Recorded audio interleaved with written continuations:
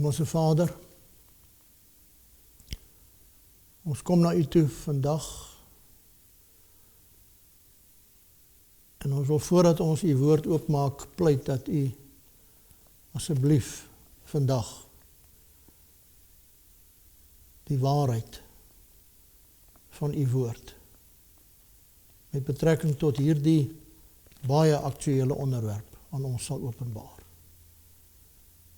Gee ons 'n oop gemoed. Dis my gebed in Jesus naam. Amen. Vriende, baie welkom by hierdie spesifieke lesing getitel 5 minute na die dood. In hierdie reeks gee my die Bybel, net die Bybel. Nou, ek weet nie of ek nou verkeerd is nie, maar ek het 'n vermoede dat ons miskien hier met 'n baie aktuele, indien dit nie die aktueelste onderwerp is, wat ons vandag met U hanteer nie. Ek sê dit omdat daar so baie al geskryf is en gesê word rondom die dood. As jy bietjie gaan rondloop, sal jy vind daar's 'n boekie, eerste 5 minute na die dood. Nou, ek wil vir u sê dat as jy in Afrikaans geestelike boek skryf soos hierdie, en jy kan 20,000 eksemplare verkoop, is dit rekordverkope. Hierdie boek het baie vinnig, het hy 100,000 eksemplare verkoop. So suksesvol was die skrywer in die aanbieding van hierdie boek, dat hy 'n tweede ene, die laaste 5 minute voor die dood, het hy die lig laat sien. So suksesvol was hierdie 2 boeke, dat hy onlangs albei die boeke in 1 boek vervat het. 5 minute voor die dood en 5 minute na die dood. En jy kan dit miskien nie mooi lees nie, 120,000 eksemplare van hierdie boek ook reeds verkoop. So as dit nie 'n aktuele onderwerp is nie, dan moet jy nou vir my sê, wat is 'n aktuele onderwerp? Daar's 'n boek, What Happens After Death, geheime van oor die lewe en die dood, Perry Stone, 1 Minute After You Die. Billy Graham het in sy tyd, toe ek nog 'n student was, het hy 'n boek geskrywe, Die dood en die lewe daarna. Openbaringe van die hemel van Mary Baxter, Heaven and the Afterlife, Life After Death and Heaven and Hell. En so kan jy voortgaan en maar na enige groot boekhandel toe gaan en jy gaan een of ander tyd gaan jy 'n boek kry met hierdie tema oor die dood. Baie populêre boek was ook hierdie 90 minute in die hemel. Don Piper wat sê hy was 1 uur en 'n half lank was hy in die hemel. En nou onlangs was daar 'n jong seentjie van 7 jaar, sy pa se predikant, en hy het hom gehelp om die boek te skrywe. Don Piper het die voorwoord vir hierdie boek geskrywe, en die hemel is 'n werklikheid. En dan is daar 'n boek, Die hemel is 'n werklikheid, deur Chu Thomas. Nou hierdie boek het waarskynlik van alle boeke, seker die meeste, behalwe 5 minute na die dood, ook in ons Afrikaner gemeenskap verkoop. Chu Thomas, en sy sê hierso, sy sê, die Here self het my in 'n getransformeerde geestelike liggaam op 17 afsonderlike geleenthede hemel toegeneem. Daar het hy ontelbare dinge vir my gewys, wat hy vir sy kinders voorberei het. Hy het ook die hel 2 keer vir my gewys, sowel as die dinge wat tydens die groot verdrukking gaan gebeur, nadat hy sy kinders hemel toegeneem het. Aan die einde van al die visioene het hy die wegraping vir my gewys. So die vraag is redelik aktueel. Wat gebeur as jy sterwe? Is dit die hemel of die hel of is dit niks? Nou so 'n tyd gelede, klompie jare gelede was daar 'n program, ek dink dit was op TV3 hier by ons. Die program se naam was Crossing Over en die aanbieder was John Edward. Nou John Edward is 'n medium wat beweer dat hy met die geeste van dooie mense kan kommunikeer, van afgestorwenes, en dat hy daai boodskappe dan ook kan kom. En dan het hy 'n gehoor amper soos wat ons het, en dan sal hy in die gehoor staan en vir jou vra, maar het jy iemand wat jy graag mee wil gesels, of wil jy graag 'n boodskap van een van jou dierbares hê? En dan sal hy lewendig op die gehoor, sal hy dan nou kommunikeer met die afgestorwene, en dan sal hy die boodskap terugbring na jou toe wat hier in die gehoor sit. Die verbasende hiervan was, dat die boodskap wat John Edward van die afgestorwene gebring het, heel dikwels iets was, wat net daardie persoon en hierdie persoon wat hier sit, van geweet het. So die vraag is nou, kommunikeer John Edward met die ander kant? En die antwoord is ongelukkig, ja. Ja, hy kommunikeer met die ander kant. Maar kommunikeer John Edward met die dooies? Die antwoord is nee. Baie beslis nie. Nou, hoe kan ons so 'n pertinente stelling maak? Wel, ons kan net seker wees as ons na die Bybel kyk. As die Bybel ons enigste handboek is. Vandag is die dag wat ons regtig moet vra, wat sê die Bybel en net die Bybel? Want hierdie saak gaan aan die einde van die dae al meer en meer 'n problematiese kwelvraag word.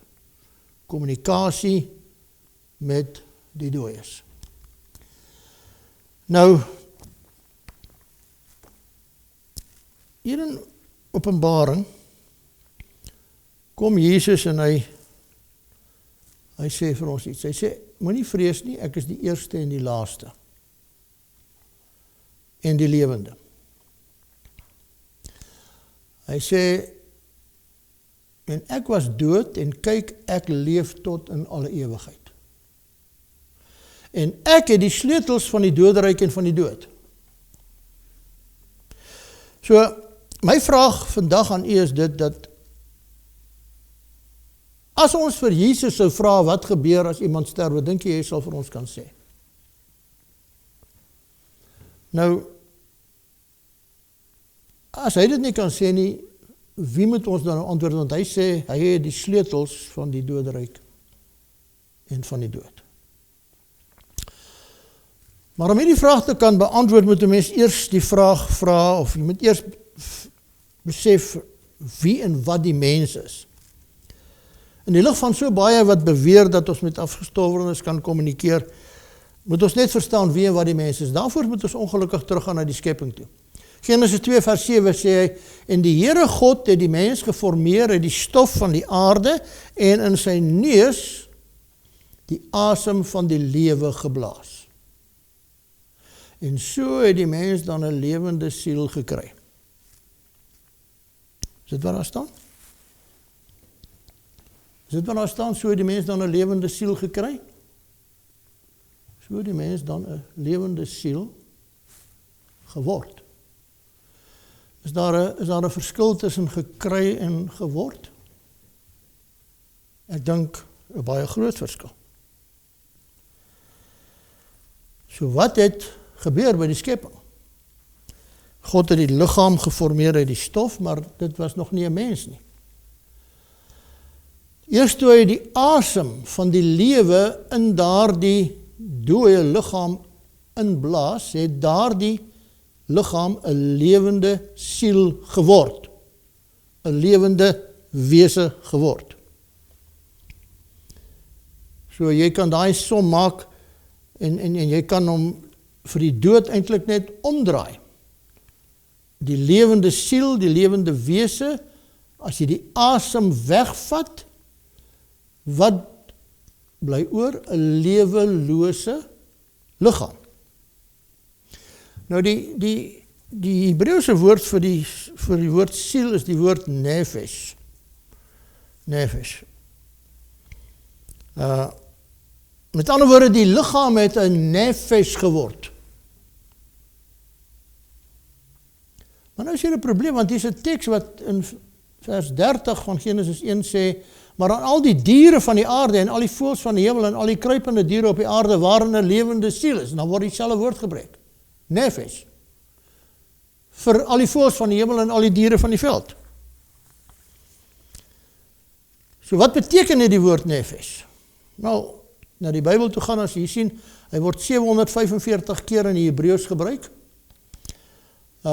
473 keer met siel vertaal, 120 keer met lewe, 30 keer om die persoon aan te dui, 15 keer om na die hart te verwys, 9 keer as 'n lewende wese. Wat is die punt? Die punt is dit. Nie een keer uit 745 keer wat hierdie woord siel gebruik word in die Bybel, nefesh, wat met siel vertaal word. Nie een keer word hy as iets vertaal wat 'n mens ontvang het nie, of iets wat buite die mens kan bestaan nie, maar verwys elke keer na dit wat die mens is. Die mens is 'n lewende wese, 'n lewende siel. Ek is 'n lewende siel, u is 'n lewende siel.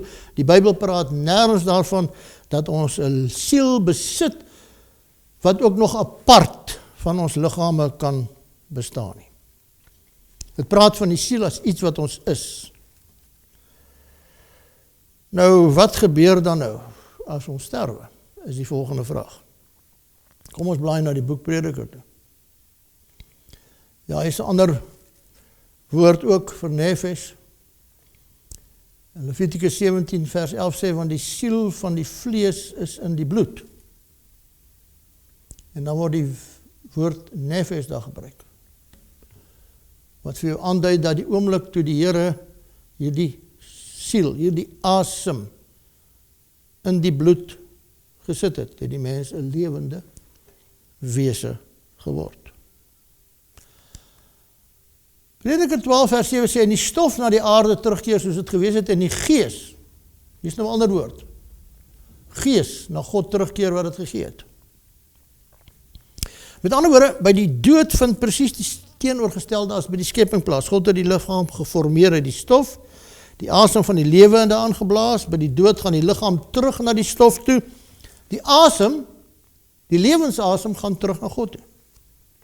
Nou die woord gees hierso, in Prediker, is die Hebreëse woord ruach.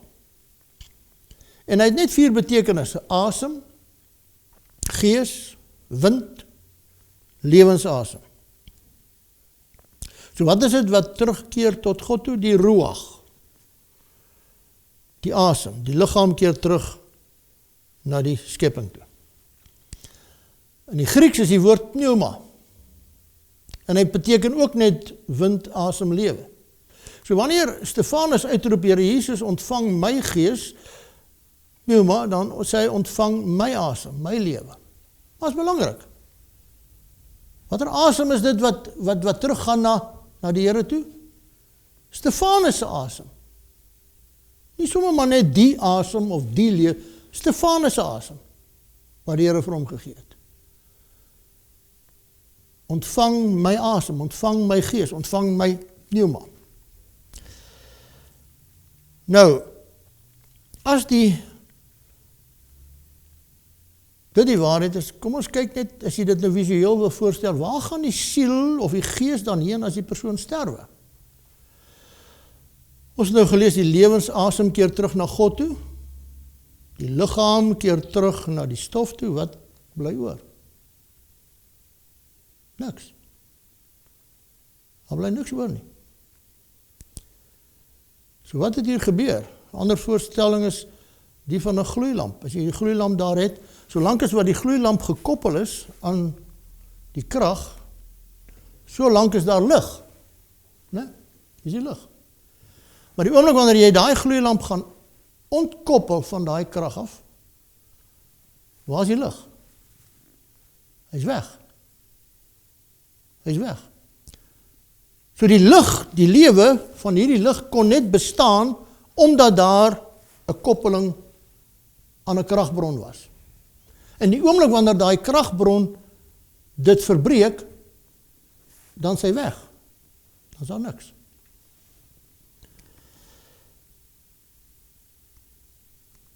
Nou, as die liggaam dan na die stof terugkeer,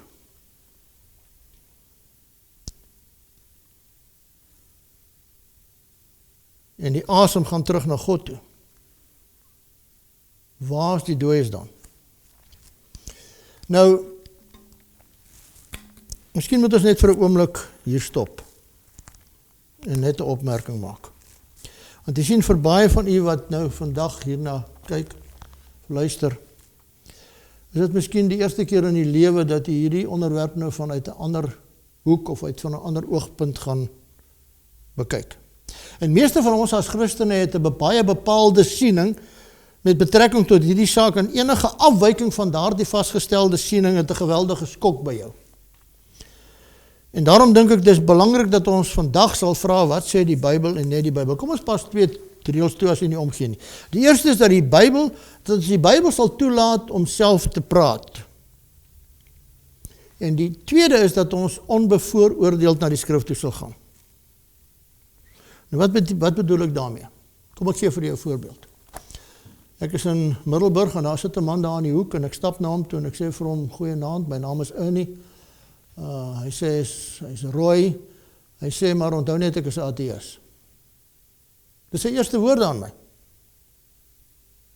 I'm an atheist. Ek sê fine Roy. Welcome. Bly net by ons. Hy sê kom luister nou maar net wat hier aangaan. Maar ek is ateïs.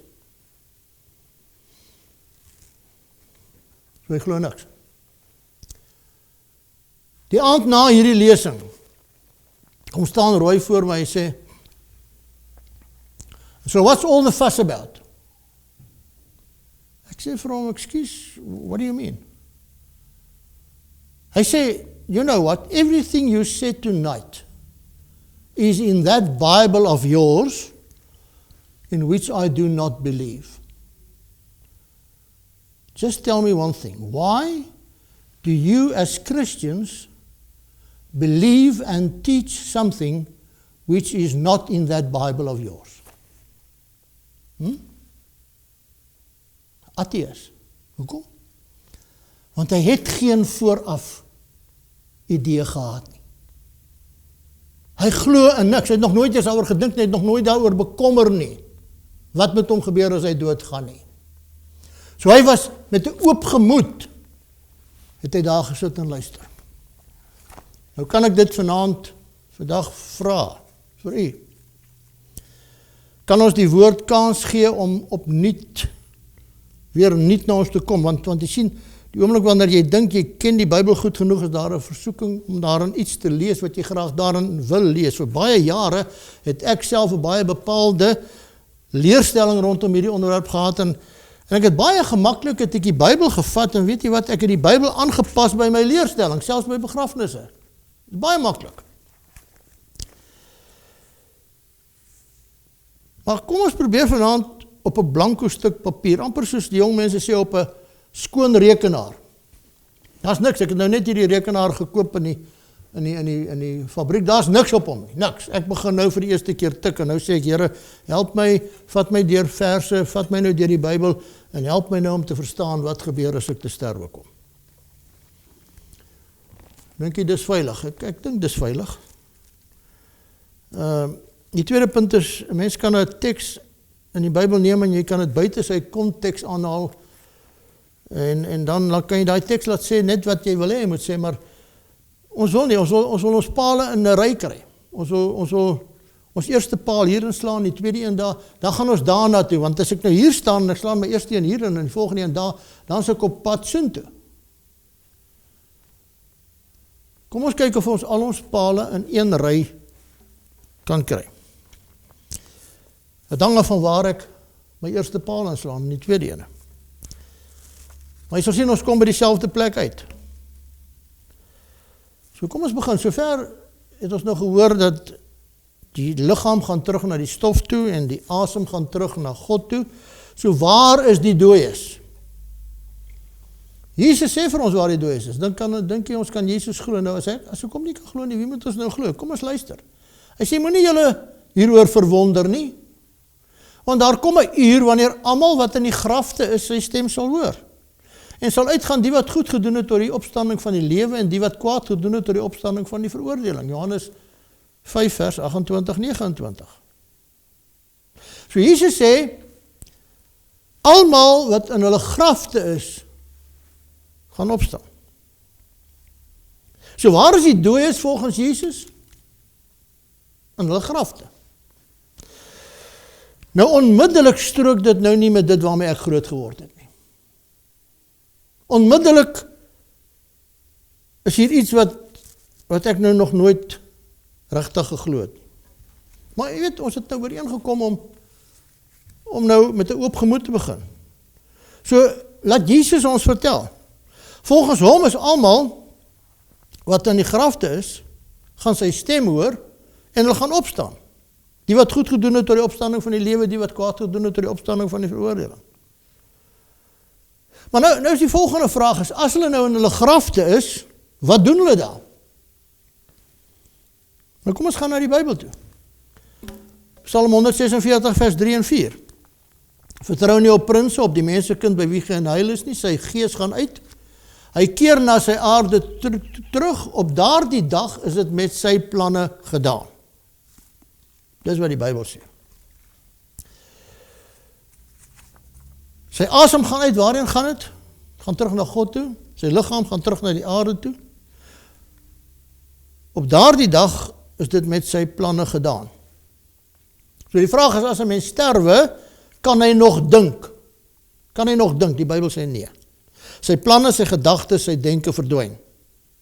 Dis tog nie ingewikkeld nie, dis mos nou nie onduidelik nie. Kom ons blaai na Psalm 115 vers 17 toe. Die dode en almal wat na die stilte neerdal, sal die Here nie loof nie. Dis maklik om te verstaan. Die dooies loof God nie. So as 'n Christen sterwe, my liewe vriende, as 'n Christen sterwe, loof hy of sy God. Die Bybel sê die dooies loof God nie. Nou dis nie wat ek by begrafnisse hoor nie. Want jy sien, dis onmiddellik weer teen dit wat ons tot hier toe geglo het. Maar onthou nou, ons is besig om ons pale in te slaan. Die liggaam gaan na die stof toe, die asem gaan na God toe. Op daardie dag is dit met sy planne gedaan. Dooies loof hom nie, want hulle kan nie meer dink nie. Dit het ons nou net uit die Bybel uit vasgestel. Nou kom ons gaan nou nog 'n teks, so eintlik 'n meer duidelikste, Prediker 9 vers 5, want die lewendes weet dat hulle moet sterwe, maar die dooies weet glad niks nie. Weet die dooies iets? Die Bybel sê hulle weet niks. Om die waarheid te sê, hulle liefde sowel as hulle haat, ook hulle naaiwer, het lankal verdwyn.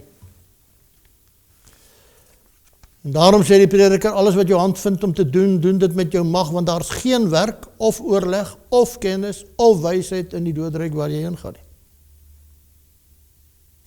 Met ander woorde, die Bybel sê, as jy dood intree, dan is daar geen werke meer nie. Geen denke, geen wysheid, geen planne, geen liefde, geen insig, geen lof meer aan die Here nie. So in watter toestand is die mens nou as hy in die graf lê? Nou kan ek na baie boeke toe hardloop oral. Maar ek wil hierna toe gaan. En dan wil ek spesifiek wees en ek wil sê nee, ek wil by Jesus uitkom. Hy moet vir my sê wat gebeur. Kom ons kyk. Matteus 9 vers 18. Terwyl hy dit vir hulle sê, kom daar 'n sekere owerste, val voor hom neer en sê, my dogter het nou net gesterwe, maar kom lê u hand op haar en sy sal lewe. Dis die dogtertjie van Jairus. Nou die disippels was almal by, né? Luister nou, wat hoor Matteus sê Jesus, Matteus 9:24. Hy sê vir hulle, die dogtertjie is nie dood nie, maar sy slaap. Wat het Markus gehoor? Hy sê vir hulle, die kind is nie dood nie, maar slaap. Wat het Lukas die dokter gehoor? Maar hy sê, moenie huil nie, sy is nie dood nie, maar slaap. Hulle kom by hom en hulle sê vir hom, Lazarus is dood. Ons vriend. Jesus antwoord vir hulle in Johannes 11 vers 11, Lazarus ons vriend slaap, maar ek gaan hom wakker maak.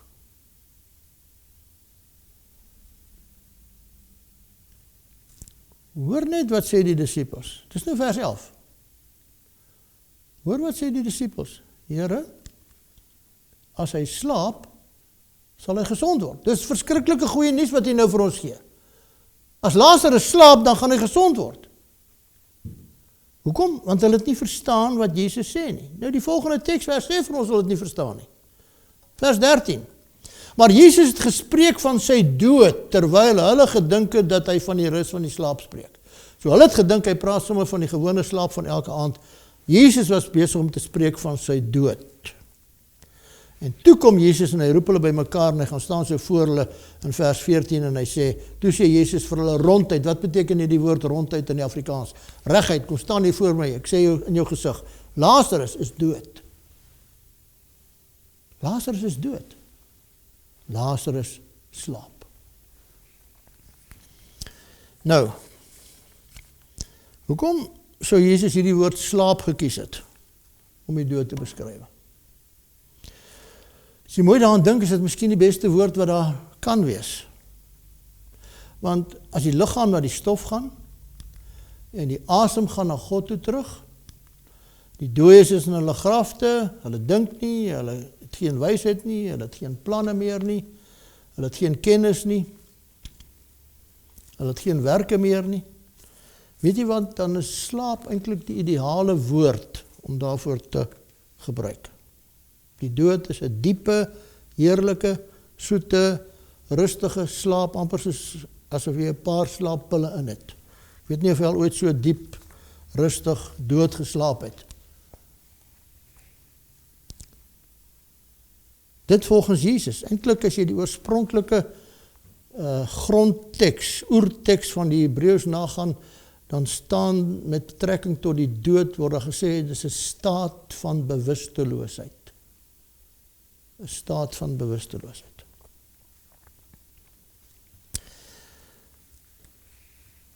Jesus kom by Lazarus se graf. En hy vind dat hy al 4 dae in die graf was. So hy is al 4 dae dood. Hy sê, rol weg die steen.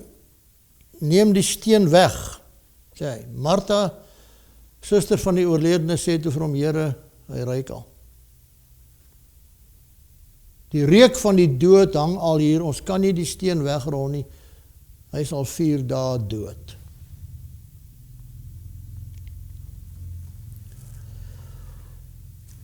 Jesus gaan staan voor hy graf, wat sê hy? Sê hy, Lazarus kom af? Of sê hy, Lazarus kom op? Wat sê hy? Hy sê, Lazarus, my vriend, kom uit. Hoekom noem hy hom op sy naam? My broer en suster, as Jesus daar gestaan het en net gesê het, kom uit, wat het gebeur? Dan het al die grafte oopgegaan, want dit is die lewegewer wat voor daai graf staan. Daarom moet hy hom op sy naam noem. Lazarus, my vriend, kom uit. En hier kom Lazarus uit. Wat het Lazarus te sê gehad van die dood? Hy was mos nou 4 dae in die hemel, is dit nie? Of is my brein nou iets meer verkeerd? Hy was mos nou 4 dae in die hemel. Wat het Lazarus te sê gehad van die hemel? Niks nie. Want hy was nie daar nie. Hy het geslaap. In die graf.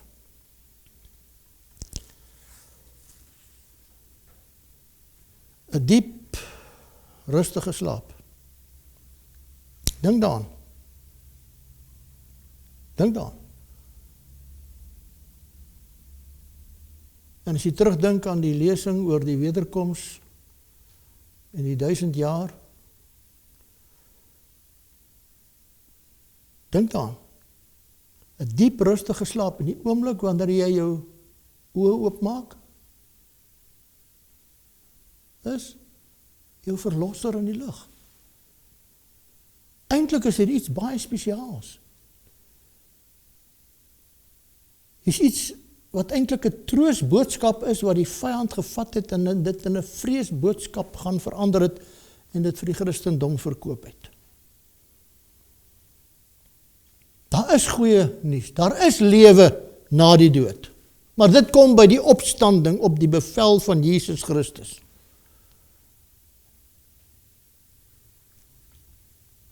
En dit gaan vir jou voel asof jy net 'n goeie nagrus gehad het, die volgende oomblik hoor jy sy stem. Eintlik is dit baie spesiaal. Weet jy, ek was baie verward toe ek nou hierdie boodskap vir die eerste keer kry. En ek kon dit nie verstaan nie, ek is terug na die Bybel toe. Ek weet nie wanneer het jy laas Job 14 gelees nie. Maar 'n man sterwe en is magteloos, ja, mens blaas die asem uit en waar is hy? Vers 10.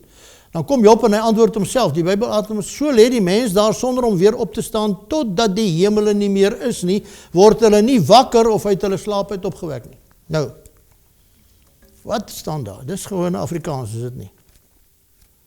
Dis mos nou gewone Afrikaans hierdie. Hulle word nie wakker of uit hulle slaap uit opgewek nie. Nou, hoe is dit moontlik dat ek dit nooit kon raaklees nie? Ek was so verward, ek gedink is nie my Bybel nie.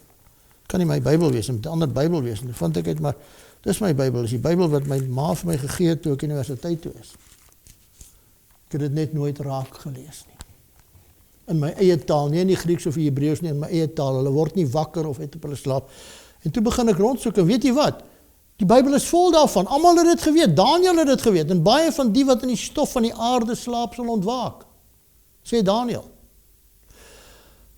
Dawid het dit geweet. Maar ek sal versadig, ek sal u aangesig in geregtigheid aanskou, ek sal versadig word met u beeld. Wanneer? Wanneer sal ek versadig word met u beeld? Wanneer ek wakker word. Sê Dawid. In Handelinge 2 staan daar, broeders, ek kan vryheid met julle spreek oor die aartsvader Dawid, dat hy gesterf het en ook begrawe is, en sy graf is by ons tot vandag toe.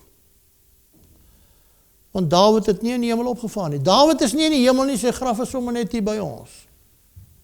Ons kan hom julle die graf gaan wys.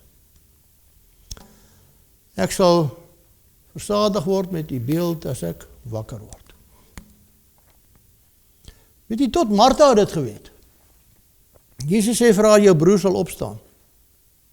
Martha antwoord hom, ek weet dat hy sal opstaan in die opstanding van die laaste dag. So sy het nie gedink haar broer is in die hemel nie. Sy het nooit so gedink nie. Sy sê, ek weet, hy sal opstaan. Die opstanding van die laaste dag. So sy het dit ook geweet. Hier is Jesus self. Johannes 6 vers 40, en dit is die wil van hom wat my gestuur het, dat elkeen wat die Seun aanskou en in hom glo, die ewige lewe mag hê. En ek sal hom opwek in die laaste dag. Ek sal hom opwek in die laaste dag. Johannes 14 vers 1. Laat julle hart nie ontsteld word nie, glo in God, glo ook in my. In die huis van my Vader is daar baie wonings, as dit nie so was nie, sou ek dit vir julle gesê het. Ek gaan om vir julle 'n plek te berei, en as ek gegaan en vir julle 'n plek berei het, kom ek weer, en ek sal julle na my toe neem, sodat julle ook kan wees waar ek is. So hoe gaan ek by die Here uitkom? Hoe gaan ek by die Here uitkom? Hy gaan my kom haal. Nou sê vir my, as ek 5 minute na my dood klaar by die Here is, hoekom moet hy my nog kom haal? Dit maak mos net geen sin nie. Paulus, 1 Korintiërs 15, 51, 52, ons sal wel nie almal ontslaap nie. Hoekom gebruik Paulus daai woord? Slaap. So hy het dit geweet. Maar ons sal almal verander word in 'n oomblik, in 'n oogwink, by die laaste bassein. Hy sê, want hierdie verganklike moet met onverganklikheid beklee word, hierdie sterflike moet met onsterflikheid beklee word, en wanneer hierdie verganklike met onverganklikheid beklee is, en hierdie sterflike met onsterflikheid beklee is, dan sal vervul word die woord wat geskrywe is. Die dood is verslind in die oorwinning. Dood, waar is jou angel? Doodryk, waar is jou oorwinning? En daar is jou antwoord, my broer, suster. Die Bybelse antwoord. Hulle slaap in hulle graf tot op die laaste bassein. Die bassein sal weer klink en ons sal almal verander word. Ons is nou sterflik en ons gaan sterwe, maar ons gaan onsterflik word, nie meer aan die dood blootgestel word nie. Ons gaan opstaan in Christus. Nou kom ons beweeg na 'n ander begrafenistekste. 'n baie populêre een wat dikwels by begrafnisse hanteer word. Maar broeders, ek wil nie hê, dis 1 Tessalonisense 4 vers 13, broeders, ek wil nie hê dat julle onkundig moet wees met betrekking tot die ontslapenis nie. Hy praat weer van die ontslapenis, sodat julle nie treur soos die ander wat geen hoop het nie. Hy sê, wat sê hy? Hy sê, ek wil nie hê julle moet nie weet wat met die ontslapenis gaan gebeur nie. Ek wil nie hê julle moet nie weet wat met die dooies gaan gebeur nie. Want as julle nie weet nie, gaan julle treur soos hulle wat nie hoop het nie. Nou, ek het nou al baie begrafnisse in my lewe gehou. En by 'n begrafnis is die gelowiges heel dikwels, eintlik altyd, is hulle maklik uitkenbaar teenoor die ongelowiges. Die gelowiges ween, hulle is hartseer, hulle is soms gebreek, maar weet jy wat, by die ongelowiges is daar angs, daar's paniek, daar's eintlik 'n vrees. Ek het al van hulle gehad wat letterlik in die graf bo op die kus gespring het. Hoekom? Want hulle het nie hoop nie. Hulle het geen hoop nie, hulle weet nie. En nou sê Paulus, ek wil nie hê julle moet onkundig wees met betrekking tot die ontslapenis nie. Hulle slaap, moet nie treur soos hulle wat geen hoop het nie, ons het hoop. Want, hoekom sê hy dit? Want dit sê ons vir julle deur die woord van die Here, dat ons wat in die lewe oorbly tot by die wederkoms van die Here, die ontslapenis hoegenaamd nie voor sal wees. Nou, hy praat van die ontslapenis. Ons sal nie voor hulle hemel toe gaan nie, hulle gaan ook nie voor ons hemel toe nie. Hoekom nie? Vers 16. Want die Here self sal van die hemel neerdaal met 'n geroep, met die stem van 'n aartsengel, met die geklank van die bassein van God, en die wat in Christus gesterf het, sal eerste opstaan, die grafte gaan oopgaan van hulle wat in Christus gesterf het. En daarna sal ons wat in die lewe oorbly, saam met hulle, wie is hulle? Wie is hulle? Hulle wat nou so pas uit hulle grafte gekom het, sal ons wat in die lewe is, wanneer die wederkoms plaasvind, saam met hulle in wolke weggevoer word die Here tegemoet in die lug. En so sal ons altyd by die Here wees. In die oorspronklike Grieks staan daar, en op hierdie manier, nie op 'n ander manier nie, so, op hierdie manier, sal ons by die Here wees. En dan sê hy, bemoedig mekaar met hierdie woorde. Bemoedig mekaar met hierdie woorde. Nou, is dit die woorde wat ons mee mekaar bemoedig? By begrafnisse? Is dit die woorde wat ons hoor by begrafnisse? Ek het ook aanvanklik nie mooi verstaan nie, want die Here sal self neerdaal in die hemel. Een oomblik is die broer in die hemel, die volgende oomblik gaan hy opstaan. Dit maak nie sin nie. Sal eerste opstaan. Bemoedig mekaar met hierdie woorde. Met ander woorde, dis die toneel wat die Here vir ons sê. Ons gaan opstaan en ons gaan die Here in die lig ontmoet. Hulle gaan nie voor ons nie, ons gaan nie voor hulle nie, ons gaan saam. En so op hierdie manier sal ons altyd by die Here wees. Die basseine gaan weer klink, die ontslapenis gaan opgewek word, die lewendes gaan verander word, en saam word hierdie twee groepe opgeneem in die lig op hierdie manier, bemoedig mekaar met hierdie woorde. Maar ek het dan nou soveel troos gevind daarin, dat my oupa en my ouma, my tannie, my ma, my pa, in Jesus se arms op hierdie oomblik in die hemel is. Bemoedig mekaar met hierdie woorde. Sien as jy weet dat die lewendes weet dat hulle moet sterwe. En die dooies weet niks nie, dan sal jy nooit mislei word deur John Edwards of enige ander medium. Hierdie vrou is 'n waar verhaal, het haar kind verloor. Sy was 9 jaar oud. Sy het verstik. En sy is oorlede. Sy het haar kind gaan begrawe en die middag kom sy by die huis en toe sy in die gang afstap. Toe kom haar kind uit haar slaapkamer uit en sy kom in die gang afgehardloop en sy skree, mama, mama. Nou die vrou lewer haar getuienis. En dan sê sy hoe sy eenvoudig elke stukkie greintjie geloof en genade eintlik moes afbid om op daai oomblik te gaan stil staan en te sê, jy is nie my kind nie. Gaan weg, Satan. En die volgende oomblik is daar die gesig weg. Jy sien, die lewendes weet. Die dooies weet niks nie. In die naam van Jesus, gaan weg, Satan. Kommunikasie met die dooies.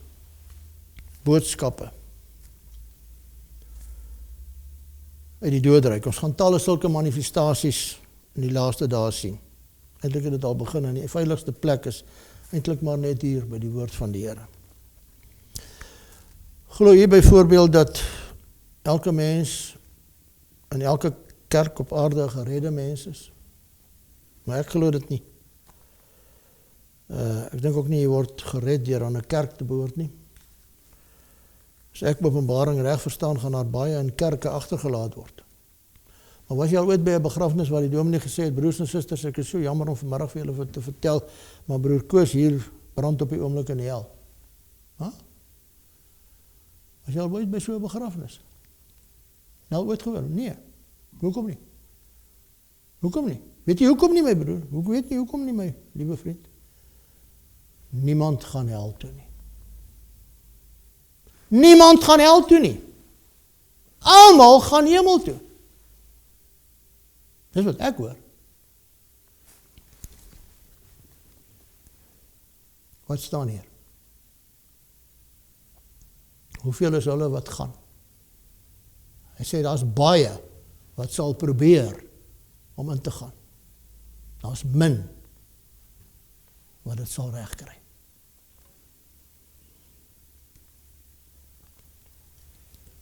Is dit nie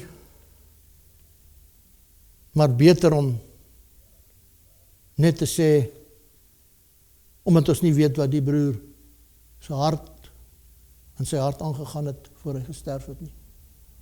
Is dit nie beter om net te sê, maar ons broer rus in die graf. Hy wag vir die lewegewer om hom uit die graf te roep. En as hy sy lewe aan die Here oorgegee het voordat hy te sterwe gekom het, dan gaan hy uit hierdie graf uit opstaan. En hy gaan sy verlosser in die lig ontmoet. Sy asem het teruggegaan na God toe. Wat van daai man en daai vrou wat saam in 'n motorongeluk sterwe? Sy gaan hemel toe en hy gaan hel toe. Ek weet nie, miskien gaan hy hel toe en sy gaan nie, of hy gaan hemel toe en sy gaan hel toe, ek weet nie, maar kom ons sê, sy gaan hemel toe en hy gaan hel toe. Hoe lekker kan dit nou vir haar wees, om nou te weet dat haar man brand nou hier langs haar in hel. En dan, soos wat ons dikwels hoor, sy kyk so af op die aarde, ne?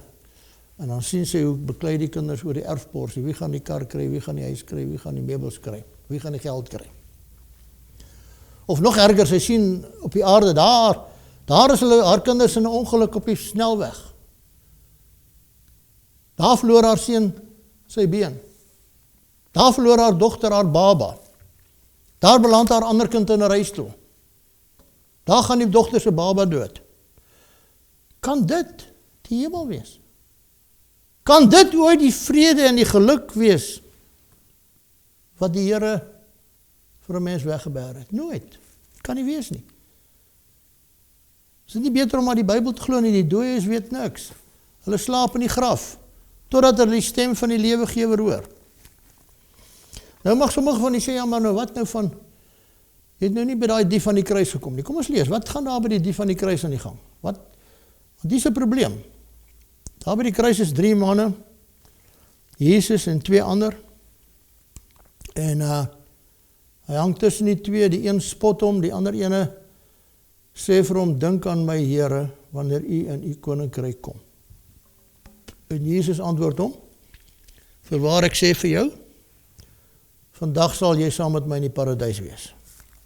Is dit nie so nie? Staan dit so in jou Bybel? Wat staan so in my Bybel? Net so. Vandag sal jy saam met my in die paradys wees. Nou, sommige van u weet dit, waarskynlik sommige nie, dat in die oorspronklike Grieks was daar nie kommas of punte nie, daar was nie paragrawe en hoofstukke nie. Al daai goed is ingevoeg deur die Bybelvertalers, heel laat, 15de, 16de eeu. Kommas, punte en soos. Hoe weet ons dit? Oorspronklik was die Bybel in een lang geskrif, sonder enige deeltekens. Hoe weet ons dit? Liewe vriendin, omdat Jesus nie daai dag in die paradys was nie. Hy was nie daai dag in die paradys nie. Hoe weet ons dit? Wel, die Bybel sê dit vir ons. Kom ons lees. Dis Sondagoggend, die graf is oop. Maria kom, Maria Magdalena, sy is so bly om hom te sien, sy wil hom omarm. Wat sê hy vir Maria? Hy sê vir haar, raak my nie aan nie, want ek het nog nie opgevaar na my Vader. Ek het nog nie opgevaar na my Vader. Wanneer was dit? Sondagoggend. So dis onmoontlik dat hy vir daai dief Vrydagmiddag kon gesê het, jy sal vandag saam met my in die paradys wees. So wat het daar gebeur? Wat het daar gebeur? Kom ons kyk weer na die teks. Jesus antwoord hom, voorwaar ek sê vir jou, vandag sal jy saam met my in die paradys wees. So met ander woorde, die komma is agter die woordjie jou. Vandag sal jy saam met my in die paradys wees. Kom ons lees hom weer en ons skuif die komma net een woord aan. Dan lees ons hom weer. En Jesus antwoord hom, voorwaar, ek sê vir jou vandag, komma, jy sal saam met my in die paradys wees. Met ander woorde, ek sê vandag vir jou, hier waar ek en jy aan hierdie kruis hang, vandag, hier op hierdie oomblik, sê ek vir jou, jy sal saam met my in die paradys wees. Hoe weet ons dat dit is eintlik die regte vertaling? Dis hoe dit moes geweet het. As die vertalers dit reg gehad het, sou die komma op die regte plek gesit het, nie daar nie, na die woord jou nie, sê vir jou, vandag sal, maar na die woord vandag.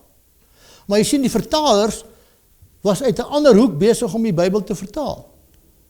Hulle het geglo aan die voortlewe van die siel na die dood. Hulle het geglo dat jy gaan onmiddellik hemel toe, en daarom het hulle die komma gesit op die plek waar hulle gedink het die komma moet wees. Maar Jesus was nie daai dag hemel toe nie. Die Bybel sê dit vir ons. Die laaste gedagte in hierdie tema. Die gelykenis van die ryk man en Lazarus. Nou, die Bybel sê dis 'n gelykenis, die ryk man en Lazarus. Nou, wat is 'n gelykenis? 'n Gelykenis is 'n verhaal, is 'n storie, is dit nie? Maar is eintlik, dis nie net 'n storie of 'n verhaal nie, dis 'n spesifieke storie. Ek vertel aan jou 'n spesifieke storie, maar ek wil eintlik vir jou iets anders sê. Daar's 'n les of iets wat ek jou wil leer in die storie. So ek vertel jou nou hierdie storie, maar ek wil vir jou eintlik iets anders vertel, 'n gelykenis. Nou is hierdie 'n gelykenis of is dit nou 'n werklike ding? Want jy sien die boekie 5 minute na die dood waarna ons aan die begin verwys het, konsentreer hoofsaaklik op hierdie gelykenis van die ryk man en Lazarus en bied dit aan asof dit 'n werklike gebeurtenis was. Jy kan maar die boekie gaan deurlees. Nou kom ons maak seker, is dit 'n werklike gebeurtenis of is dit 'n gelykenis? Matteus 13 vers 10 en die disippels het gekom en vir hom gesê, waarom spreek u tot hulle deur gelykenisse? Hoekom praat u in stories met hulle? Daarom spreek ek tot hulle deur gelykenisse, omdat hulle terwyl hulle sien nie en terwyl hulle hoor nie hoor of verstaan nie. So Jesus sê, dis hoekom ek met hulle verstaan nie, so ek vertel 'n storie vir hulle, ek vertel deur gelykenisse. En al hierdie dinge het Jesus deur gelykenisse vir die skare gesê, en sonder gelykenis het hy vir hulle niks gesê nie. So die ryk man en Lazarus was nie 'n werklike verhaal nie. Dit was 'n gelykenis, dit was 'n storie. Inteendeel, dit was 'n storie wat in omgang was in die tyd van Jesus.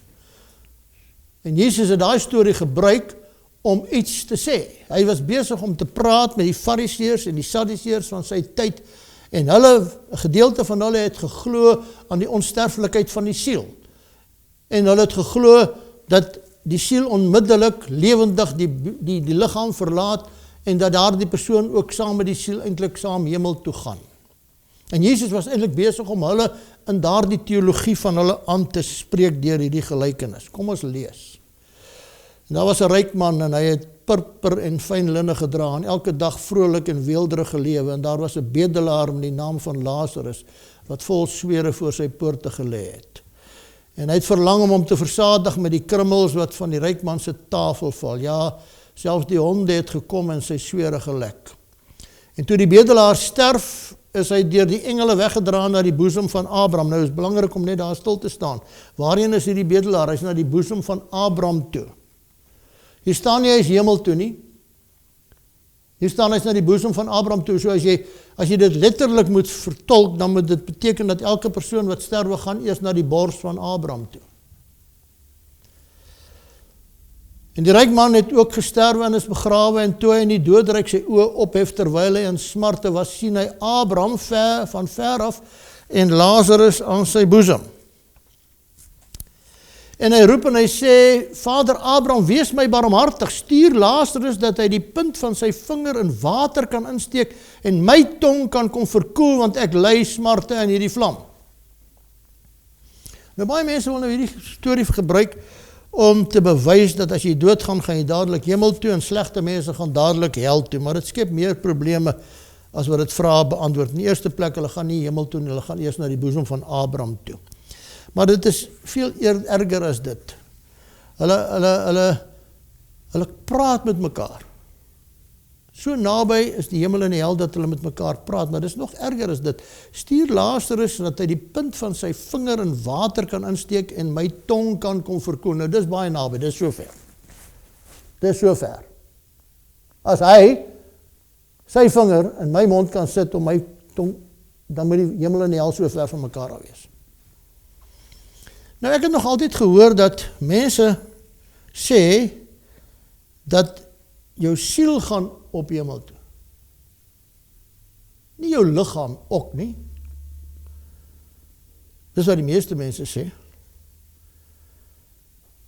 Maar hier gaan die liggaam ook saam.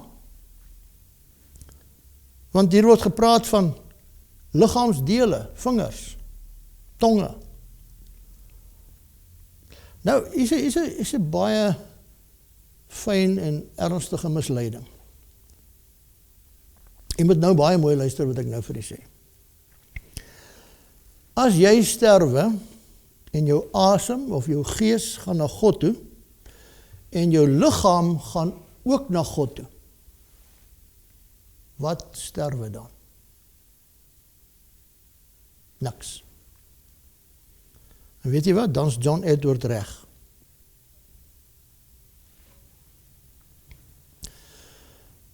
Maar dit is baie meer ernstig as dit. Luister nou mooi wat ek nou vir u gaan sê.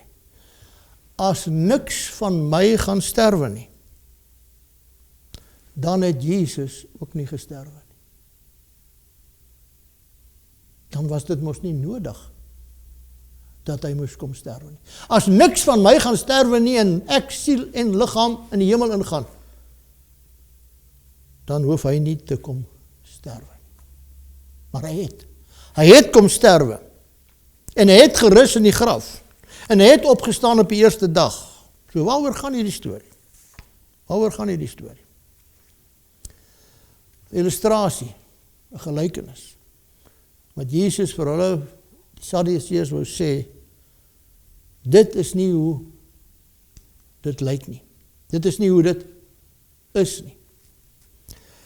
En Josephus, die Joodse geskiedskrywer, skryf eintlik in sy doktorale verhandeling dat Jesus eintlik die Fariseërs en die Sadduseërs hier aangespreek het, eintlik 'n gedeelte van die Fariseërs nog meer,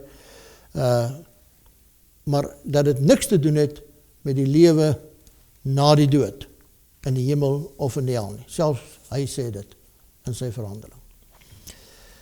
Kom ons lees, maar Abraham antwoord om my kind, hy sê, onthou dat jy jou goeie dinge in jou lewe ontvang het, so ook laasters die slegte. Nou word hy getroos, maar jy ly smarte. En by dit alles is daar tussen ons en julle 'n groot kloof gevestig, sodat die wat hier vandaan wil oorgaan na julle nie kan nie, en die wat daar is nie na ons toe kan oorkom nie. So, waaroor gaan dit hier? Eintlik was Jesus besig om vir hulle te sê, luister, die dag as jy dood is jy dood. Jesus is opgewek, en dis alwaarin ons kan vashou. Paulus sê, as hy nie opgewek is nie, dan is die wat in hom ontslaap ook verlore. Maar die dag as jy hier op aarde sterwe, dan is jy dood. Jy kan nie daarna weer gered word nie. Jy sien, so baie van ons wil hê, ook in die Christendom wil hê, dat jy na die dood selfs gered kan word. Dit beteken niks om iets vir iemand te gee as hy klaar dood is nie. Ryk en arm, lyk albei so, as dit die dag by die dood kom. Dis verby. Die tyd waarin jy moet kies is nou, terwyl jy lewe. Moenie op wonderwerke vertrou nie, kies die Here vandag. As jy dit wil regmaak, doen dit vandag. Doen dit vandag. Dis verby. Hy slaap in die graf. As jy met God wil regmaak, doen dit voordat jy doodgaan. God wil nie hê ons moet op wonderwerke vertrou nie, maar op sy woord. En hier is die sleutel van hierdie gelykenis. Eintlik is dit so maklik, my broer en suster, as ons net wil luister. Hy wil nie hê ons moet op wonderwerke vertrou nie. Luister wat staan hier in hierdie gelykenis. Ek bid die Vader om hom na my vader se huis te stuur, want ek het 5 broers om hulle dringend te gaan waarsku, sodat hulle nie ook in hierdie plek van pyniging kom nie. So wat sê hy? Stuur vir Lazarus na die aarde toe. Op daai aarde het ek 5 broers. En as dit gebeur, sal hulle bekeer. Abraham sê vir hom, wat sê hy? Hulle het Moses en die profete, laat hulle na die luister. Nou wat is Moses en die profete vir die Jood? Wel, dis sy Bybel. Ons het nou die Nuwe Testament bygekry, maar vir die Jood was dit Moses en die profete. Laat hulle Moses en die profete, hulle het hom, laat hulle na die luister. Hoor wat sê, maar hy antwoord en sê, nee vader Abraham, maar as iemand uit die dood na hulle gaan, sal hulle bekeer. As iemand uit die doodheid na hulle toe gaan, dan sal hulle bekeer. Watter antwoord kry hy? Maar hy sê vir hom, as hulle na Moses en die profete nie luister nie, sal hulle nie oortuig word nie, al sou iemand ook uit die dode opstaan. Ek kry eintlik 'n koue rilling, want 2 weke hierna staan Jesus voor die graf van 'n man, wie se naam? Lazarus is. 'n werklike man met die naam van Lazarus. Die enigste gelykenis in die hele Bybel wat 'n naam het. Lazarus. En hy wek Lazarus op uit die dode uit voor die oë van hulle. En nou, volgens wat die ryk man gesê het, gaan hulle nou bekeer. Want hier staan nou iemand uit die doodheid op. Wat sê die Bybel? Het gebeur. Wat sê die Bybel het gebeur? Johannes 11 vers 47, en die owerpriesters en die fariseërs het die raad byeengeroep en gesê, wat sal ons doen, want hierdie man doen baie tekens. As ons hom so laat begaan, sal almal aan hom glo, en die Romeine sal kom en ons land en ons nasie albei afneem. En 'n groot menigte uit die Jode het verneem dat hy daar was en het gekom, nie alleen ter wille van Jesus nie, maar ook om Lazarus te sien wat hy uit die dode uit opgewek het. En nou gaan hulle bekeer.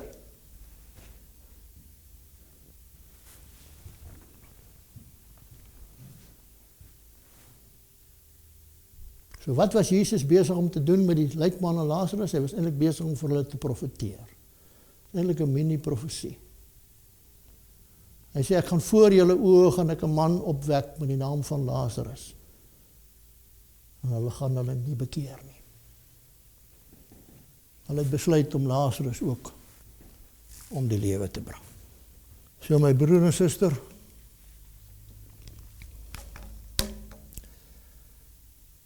niemand van ons wil graag doodgaan nie. Maar Jesus sê vir ons, dis 'n soete, rustige slaap.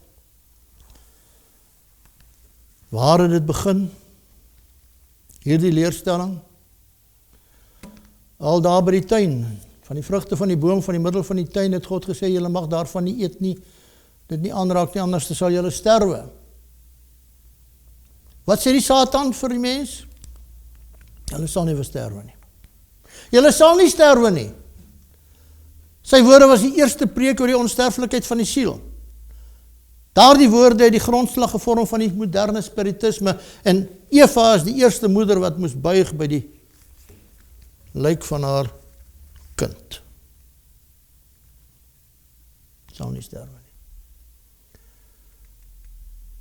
Genesis 3 vers 4, die siel wat sondig moet sterwe. 1 Timoteus 6 vers 16, God wat alleen onsterflikheid besit en ontoeganklike lig bewoon. Niemand anderster besit ontoeganklikheid in lig nie. Ons pale is in 'n ry. Ek hoop so. Ek hoop so. Kom ons sluit af. Jesus kom by Golgotha aan. Hy word bespieg, hy word bespot, hy word geslaan, hy word gegeesel, hy word gemartel.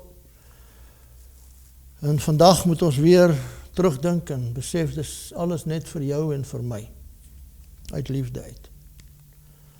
Hulle strek sy liggaam uit op daardie kruis. En die spykers word deur haar die hande geslaan en hulle sê daai gat was omtrent 1,5 meter tot 2 meter amper diep. Hulle vat daai kruis en hulle gooi hom in daai gat en terwyl hy daar hang. En dis asof ek en jy daar by daardie plek staan. Maar dis Vrydag aand en weet jy wat, vir die disippels het ook alles donker geword. Hulle lewe was wat hulle betref verby.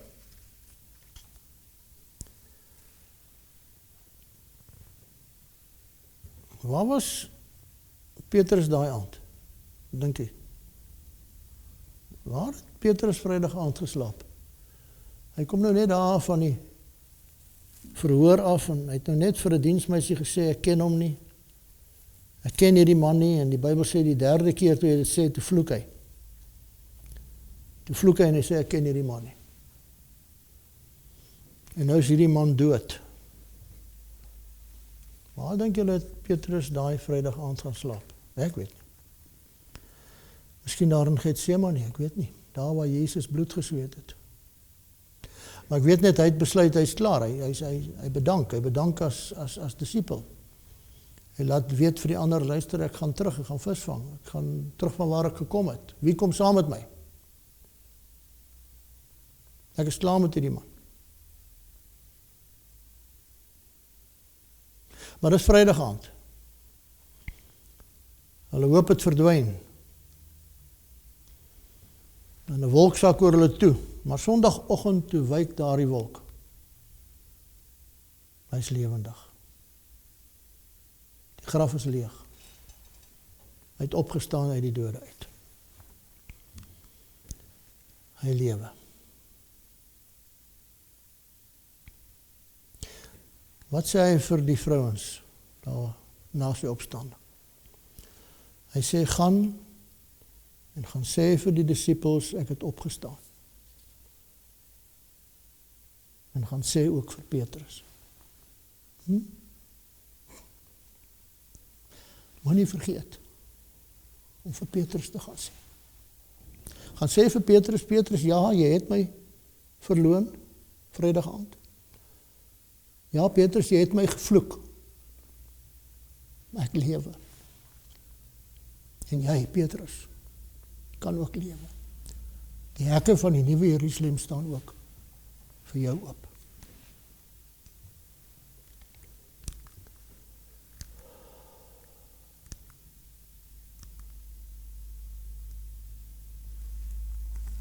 Hemelse Vader, baie dankie vir u woord. Dankie vir die waarheid en die lig van u woord. Dankie Here dat ons weet dat u vir ons die ewige lewe weggebêre het. Dat ons dit op 'n spesifieke manier gaan ontvang. Dat u gaan kom om ons te kom haal. Dat ons gaan opstaan uit die dode uit om vir ewig te lewe. Dankie vir Golgotha. En dankie dat Petrus ook daar sal wees. En daarom kan elkeen van ons ook daar wees. Help ons. Ons bid dit in Jesus se naam. Amen.